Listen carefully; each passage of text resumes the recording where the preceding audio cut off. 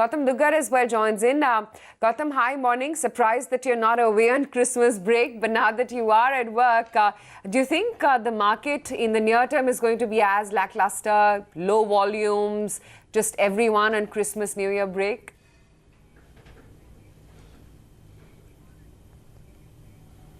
Hi Aisha, good morning. Market has been lackluster for the broader segment, but the Nifty is showing a very different trend. And the problem of polarization, which has been the talking point for CY 18 and 19, can continue for some more time. Till the time we see some evidence of economy bottoming out and earnings also broad-basing. As of now, those evidences are very sketchy if there is any. So I do expect the market to remain concentrated in few pockets, at least in the first half of 2020.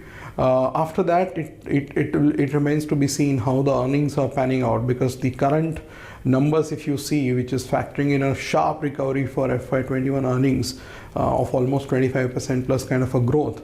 And again, we are starting the year on a very high note on earnings expectations, which, if you can recall, for the last 5 years has been the case, but the ultimate reality is very different.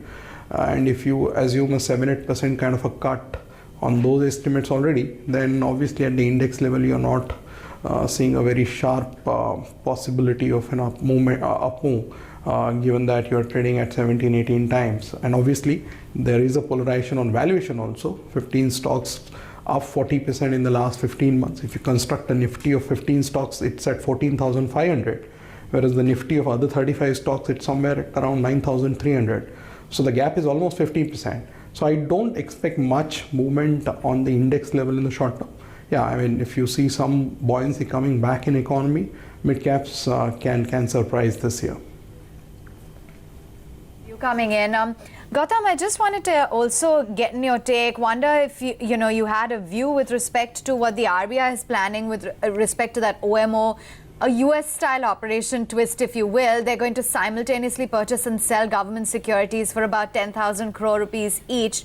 What implication do you believe this could have on the overall bond market, and how are you viewing this move?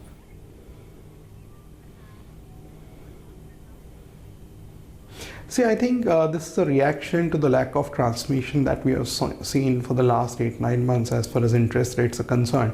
As we are all aware, 135 bips has been the cut in the repo rates.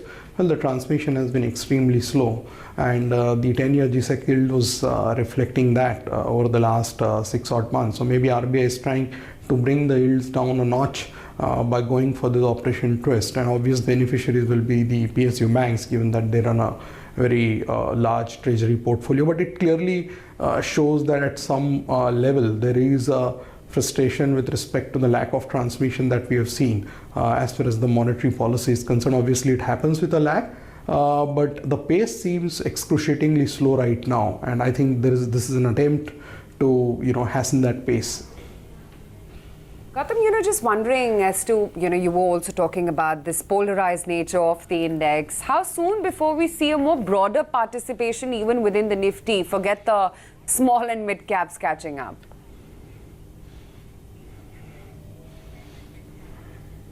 So Aisha, if you see the Nifty polarization of 12 stocks, you clearly see that earnings are also polarized.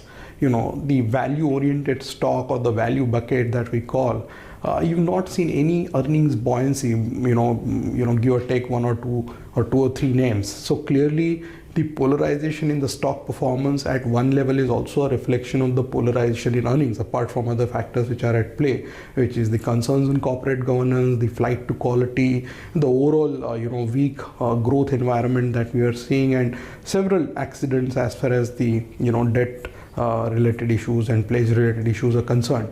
So at some point of time, if you see earnings broad basing, that will be the first signal for the market to also broad base. And when that happens, it's anybody's guess, but at least one silver lining in this dark clouds is that the banking asset quality seems to be improving, and it's been the second quarter, the quarter that just ended, the second quarter FY20, where we saw more evidence of fresh slippages moderating. So it will take a lot of time, because at the margin we have seen consumption slow down even in urban pockets. while investment remains as stagnant as ever since FY12, the incremental pain has come from consumption slowdown. If you look at the last 8-9 months of commentary, whether it's rural or urban, consumption has clearly slowed down. So I think it's going to take some time. If you see some evidence of growth bottoming out, both at the macro level and as well at the corporate earnings level, then probably in the second half, again, second half remains a very favorite term for all the analysts on the street. So it sounds cliche, but the fact is, unless and until you see some improvement on the earnings front, the market can happily remain polarized while we keep commenting on one-year forward valuations. Okay, just want to check in as to some of the bright spots in an otherwise quiet market. There's lack of volumes as well, but there are individual stocks. Reliance Infrastructure, for instance, holding out. Future Retail is buzzing. Imami is in the green. IBREL and Tata Global Beverages are up about 2% or so. Tata Chemicals as well in the green. And KEC is another mover. Just wondering, Gautam, as to how you've read into the turn of events with respect to the mystery and Tata Sons spat. In terms of the running of the overall business, I reckon it's not really going to impact the daily operations. But how are you just looking at the overall saga now playing out?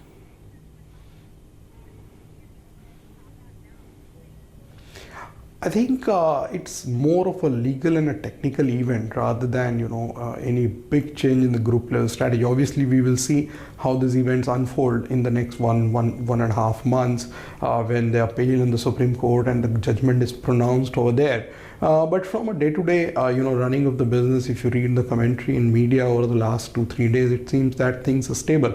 And if you, look at the company one by one across different sectors. So, for example, we cover 10 Tata Group companies in our universe. Banning one or two maybe companies where there's a high leverage and where there are multiple restructuring / deals which are going on.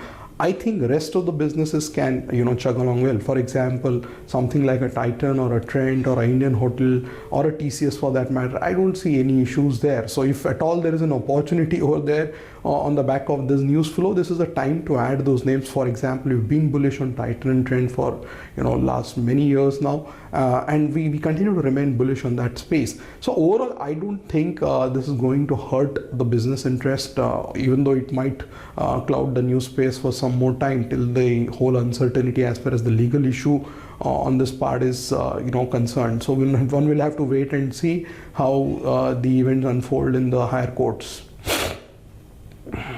That's the view coming in with respect to what's going on with Cyrus Mistry and Tata Sons. But in the meantime, Gautam was also wondering where exactly your preferences lie within the mid-cap universe. Are there some particular themes or stocks that you would go for within the mid-caps? We're talking about now the valuation catch-up as well, as it's been a very isolated move with the frontliners taking lead. Where within mid-caps are you seeing opportunity? Yeah, I agree. I mean, if you look at the index also, the Nifty Midcap 100 index, it is down 22% or rather 20% from the December 17 highs, while the Nifty is up 15% from there. Now, the problem with midcap is there is no sectoral calls. You have to choose each stock on its merit. It's a pure bottom-up process. And at the same time, it is very important in midcaps to remember what not to do and which stock not to touch rather than which to buy.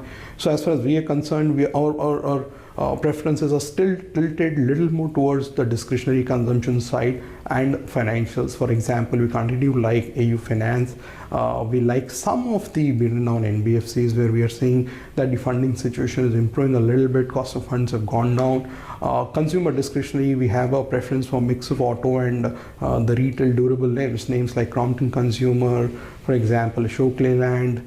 We continue to like Indian hotels. And something like a Trent or ABFRL. So those are some of the names where we have preference. On the investment side of the market, we think that there's a long time before we see revival over there. So we think that the better way to play that space is through cement, which offers a relatively cleaner balance sheet and a relatively stronger management. So in that space, our preference is towards players focused on North and Central, where we are seeing pricing stability and improvement in utilization. So we like JK Cement in that pack. So those are some of the names that we like, but clearly there are far more opportunities there. As you see the revival of risk appetite coming back, you will see the space turning far more buoyant than what we have been used to for the last 2.5 years. Gautam, still a little early, but what's the broad expectation from what earnings come January are going to throw up? And do you think it's going to be as tepid as the previous quarter, or is there some chance of a revival?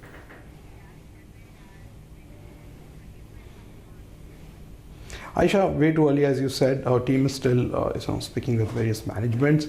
But my sense is that you will still get earnings which is more or less similar to what we saw in the second quarter. Obviously, there will be some base effects related play which will come into different sectors, and obviously the tax cuts are going to make the profit after tax growth far better than what the growth is at a PBT level. For example, if I remember the second quarter FY20, we had seen Nifty PBT decline 3%, but the PAT had grown 8%. If you look at my full year FY20 earnings estimate for the Nifty itself, we are at a EPS of somewhere around 540 rupees, which is a growth of 12%. First half we have seen 6% growth. So the expectation for the second half to do better are already there, which are backed into the estimate. I think there will be some more downside risk to the earnings estimate for FY20 as well as we move forward, given that things have slowed down further post the September. In fact, if I go by what my economist publishes on a monthly basis, which is the economic activity index, the proprietary economic activity index that we come out with every month,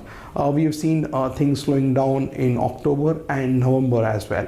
So it's important to cognize for this that the 540 rupees EPS that we have for FY20 on Nifty has some more downside risk left.